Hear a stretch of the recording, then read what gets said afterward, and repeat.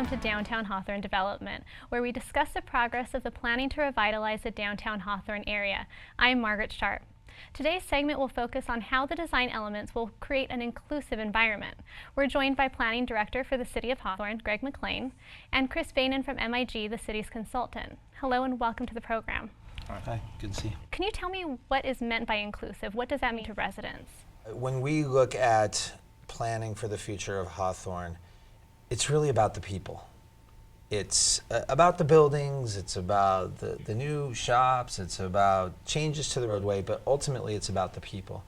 And Hawthorne is one of the most diverse communities in the region, has been for a long time. Whatever we do in Hawthorne needs to support everybody, and that's what we mean by inclusive. So whether that's with new neighborhood services, whether that's with enhanced transit, whether it's with jobs or educational opportunities, we need to be reaching out to a spectrum of folks. And that also relates to things such as housing.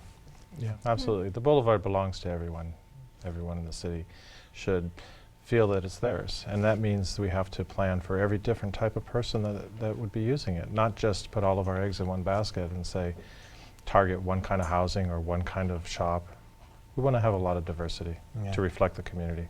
Yeah, and I think ultimately the places that are strong and that endure, the great places in our country and the world, have that whole strata of demographics, ethnicity, physical change, income levels, all of that. If you create a place that's monocultural, ultimately that becomes drab and bland and yesterday's news. The places that endure are the ones that are inclusive.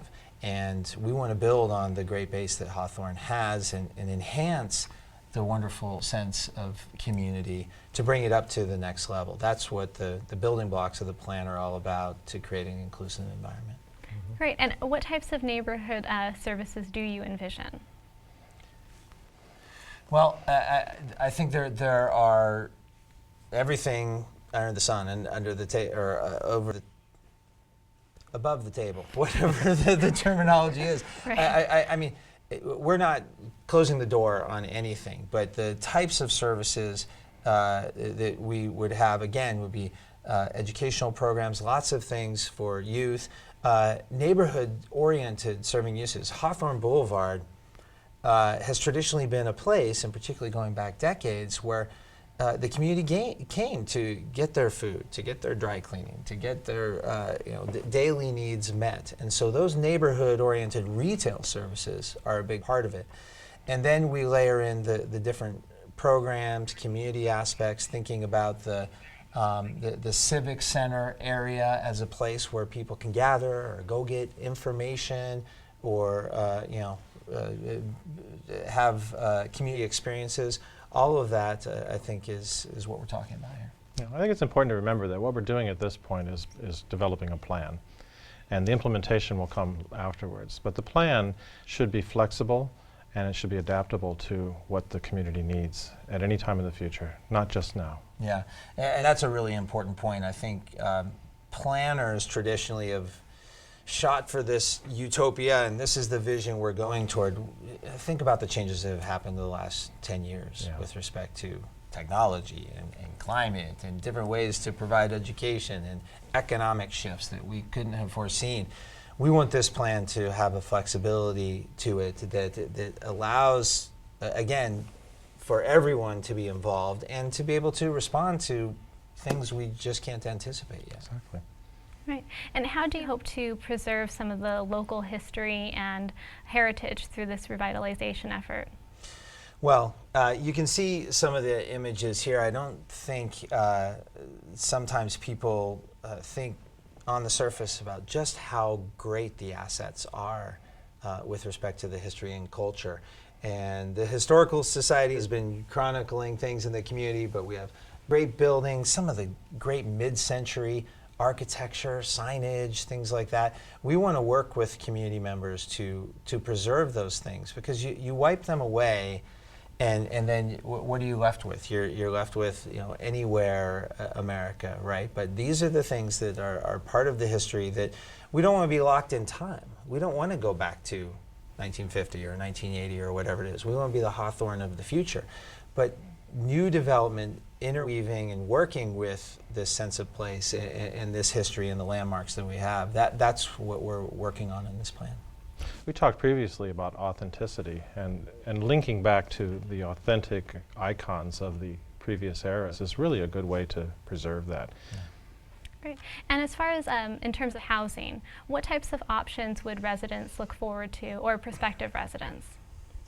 Housing is a big part of inclusivity in the community. And you can see here one of our big goals is to ensure a variety of different housing types. What does that mean? Well, as we look at sites along the boulevard, whether it's redevelopment of the Hawthorne Mall, whether it's South Bay Ford, whether it's the RFK hospital area, each of these sites needs to be looked at. How can we provide a variety of different housing types? That might be for the young tech worker that we're trying to attract. It's new to the community, maybe. That's for aging in place. People have been in the community for decades, but maybe they don't need as large a house as they need now. They want to be in a different type of environment. It's for families, new housing and rehabilitated housing. All of these things are the range of options we want to see. We want to work with developers and work on these sites to make sure that, again, going back to the theme of monocultural, you build the same type of product and the same type of thing up and down the boulevard. In 20 years, that's not going to endure. That's not what the great cities have been. You look at Brooklyn, you look at London, you look at San Francisco. They've built up over time with these different things, but they have a variety of different types of housing, not just one type of apartment or one type of condo or one type of single family house. Those are the places that don't endure. We're looking at something that's sustainable for the future. Right. And again, this is a plan, so we're trying to anticipate changes that we can't even envision at this point and sort of plan for them to the best extent that we can. And variety is the key. Hawthorne is an incredibly diverse community, and that's a big part of what makes it a wonderful place. And we want to capitalize on that. That does it for this episode of Downtown Hawthorne Development. Thank you, Greg McLean and Chris Bainan, for joining us today. Keep an eye out for future segments discussing other aspects of the Downtown Revitalization Project. Thanks for joining us.